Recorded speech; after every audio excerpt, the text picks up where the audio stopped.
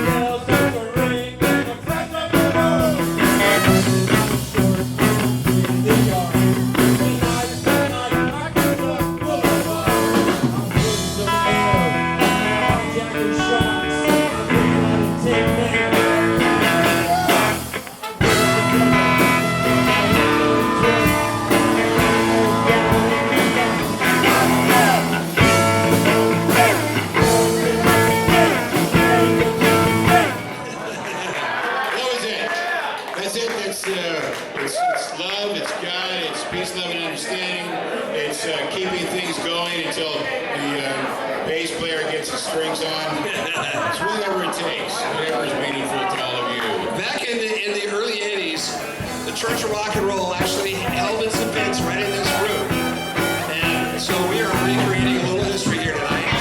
I'm the big guy. No, my name is Joel Agnew. I was born in Oakland, California on the 11th of November 1947. My mother was a real religious woman. She'd gone through a lot of problems with childbirth, and she was told by the doctor that was handling her pregnancy that I was absolutely going to be stillborn, because the tubes had already been tied and there was no way they could get me out of the birth canal or anything.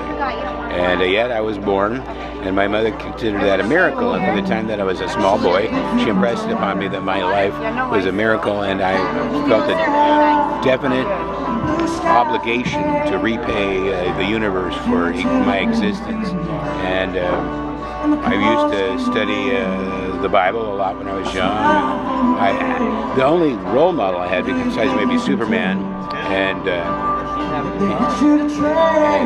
Brett Maverick, that's an interesting choice. But Brett or Bart? Brett. Brett. Yeah. Okay. And well, maybe Bart. Which one was James Garner? I know. Which one was whatever the one that was James Garner. Anyway, and then besides that was Jesus. And so I, got really involved in church and all that. And I followed that through until I found myself after high school taking, psychedelics and stuff, and experiencing other consciousness, and then began to realize that what we think of as reality is this webbed together ideas like this placemat. Okay, this goes back to Keith's house on I Street. And this wild party we had one time where all I remember there was a guy wearing a little bow tie and no shirt. And everybody was eating mescaline in a pot. And pretty soon the whole place was just super high. And everybody's looking around, and there was this chick at the bar, and she had hickeys up her tits. And Dee Dee was hitting on you, and Cheryl was gone, and I'm sitting there going, oh my God, this place is getting fucking evil. You eat a whole bowl of it like two. And it was really good mescaline.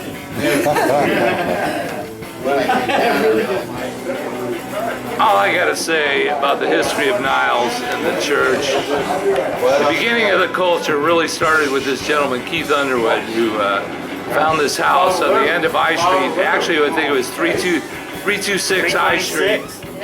And he invited me to come and be his roommate, and the rent was exorbitant. It was $65 a month. So no, it was actually $65. We each paid $32.50 a month. That's just what I told you. And that kind of got the ball rolling. But it was my first roommate moved out of my parents' house, and what an experience that was. Do somebody else and I'll think about it. I've Tell the got story about the Siamese twins. Too many of them. About the Siamese. Yeah, I think it all started with the big gig. The big gig. The big gig. Where we roasted the pig. Where we roasted the pig. Jim Webb was there. We're there. We were all there. Alhambra machines. We full of had- rum and coke. Nine kegs of beer. That's my drink. Yeah. 300 people. Ron Thompson. The con. Really? Oh, I love Ron. Oh my God. Oh. Went to high The school big with gig Ron. was it. Went The to big high gig. school with Ron. He's the And man. that's when we realized we couldn't party in the backyard anymore. We had to go to the warehouse. It got too big. We got too big. We had to rent a warehouse. And, I always remember that, to get in to be a member, if you weren't a member, you had to bring 2 ladies with you. Hello, my name is Slim. Actually, it's Kim Parkinson. It was originally called Buena Familia. It wasn't the first church of rock and roll until we had to dodge the city. So that's a neat little trick right there. I was the doorman. I was the person that was sitting at the door and taking the $3 donations or $5 donations that it was at the time to hear the music and the bands play and all that. But keep that in mind. Before it was the first church of rock and roll, it was Buena Familia. Buena Familia.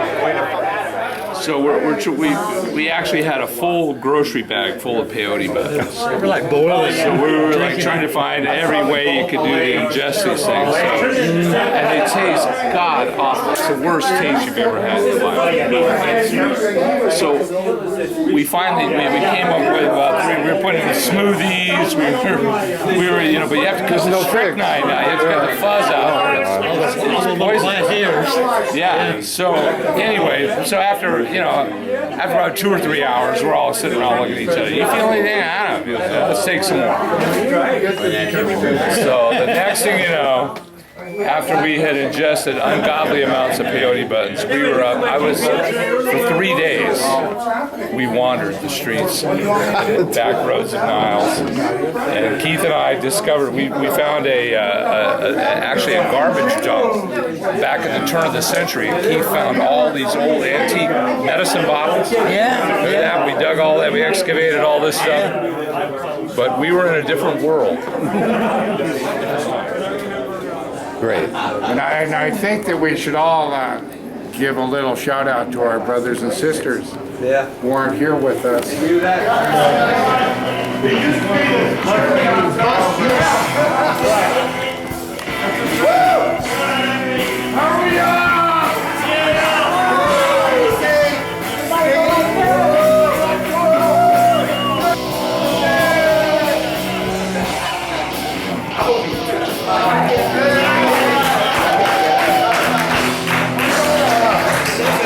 Stephanie and Cheryl were like the 2 mother hens for a bunch of crazy My boys. the boys back in the day. And when we had a full-blown church down at the end of I Street, and we had quite a time, let me tell you, amongst all the other people that came into town and parties that would happen. And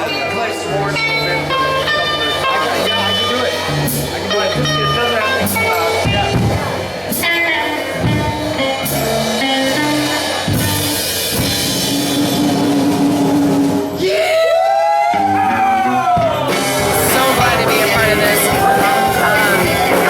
All ages, and Did you know the players? no, I didn't know Oh, this any. is all new then. No, this is all new to me, and I just thought it was really amazing to see so many people, even several years older than me, that can really rock it and bring it all home. I mean, it was really an awesome experience. I'm so glad I was a Now, part of it. how did the rock and roll church come to be? Well, I came to live. I got divorced from my second wife. I was extremely lonely and alone. Keith and our friend named Jim Webb, who has passed away since then. Jim Webb, Keith was bummed out because his girlfriend had left him, and of course he had been cheating on her. But he was all bummed out. So Jim called me up and invited me to come down and stay with him, because Keith and I have always been really good friends. And so somehow I evoke or say the the kind of pain that he feels and can't find words for, I spew it all up. So he gets it out of his system when I, like brag and bitch and complain and stuff. But there was these unique people. I mean, I'm going to go on and on and on, and maybe we will, Ken, do that someday. But each one of these people, for me, it was like being John Steinbeck and Cannery Row and all these different unique individual personalities that were completely quirky and different from the norm and way off of the norm. But they had one really positive commonality, which is they were all crazy. They're all individuals, And then you have not loners, but you have a group of individuals, and you celebrate, each person's individual integrity and stuff. But we bring that joy together and we share it with each other. Bruce is a phenomenal artist. He does, you name it, he can do it. We got the buttholes are going to be right there in the wings, ready to go.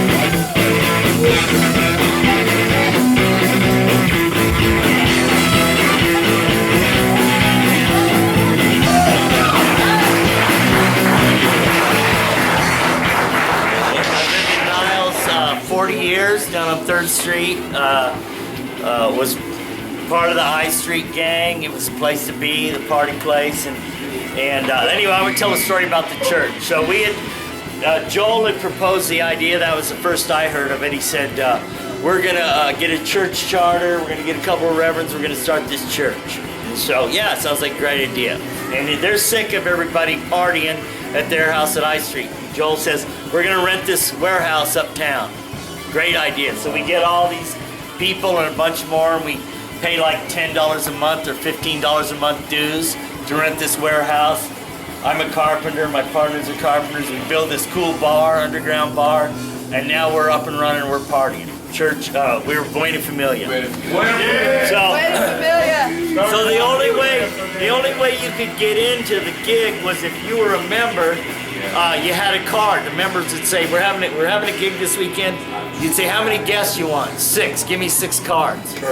And so that was the only way you could get in. So we operated, had a great time. Look at that. Joel has a card. Yeah, there's a card right there. Cheyenne Social Club. Unless you were a woman. The Cheyenne So anyway, it's going so good. It's going so good. It's going so good. The second half of the warehouse opens up to us. We expand. Now we've got this bar. We got taproom machines. We got pool tables. It's the place to be in town. And the cops. We had some cool cops.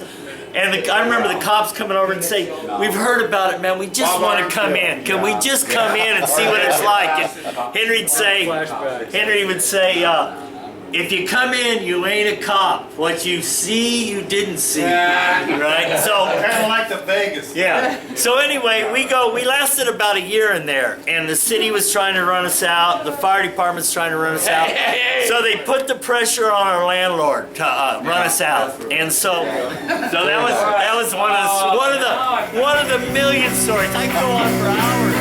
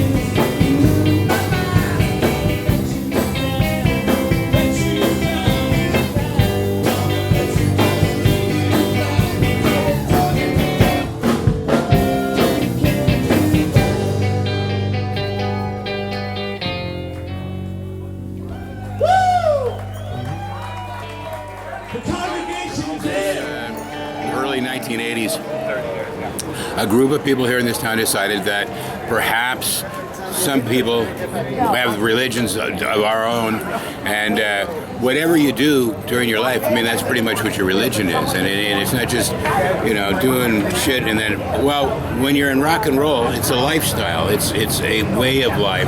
It's an attitude. And I think rock and roll, I think music is the answer. Music is the common language between people. And it brings joy and happiness in the heart. And that is the essence of the First Church of Rock and Roll. It's philosophy, it's myth, it's memory. Thank you, John. Thank you. It's a wonderful Pleasure.